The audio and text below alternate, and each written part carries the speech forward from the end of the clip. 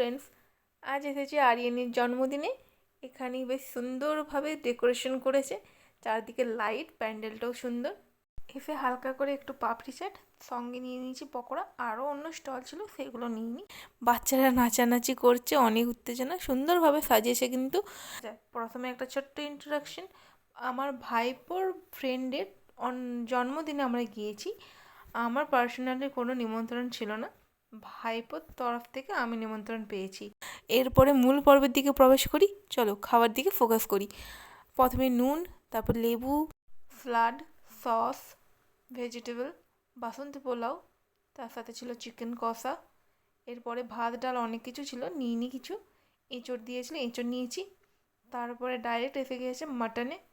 মাটনে দেখতে পাচ্ছ কত পরিমাণে চর্বি দিয়েছে। মাটনের আমি অংশ খুঁজে পাইনি, যা হোক শুধু পেয়ে যাচ্ছি চর্বি আর চর্বি। ওইগুলোকে সাইড রেখে মাটন যতটুকু আছে সেটা দিয়েই শুরু করি।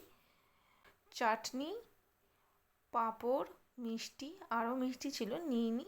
লাস্টে আইসক্রিম দিয়ে মুখ মিষ্টি করে বাড়ি ফিরলাম।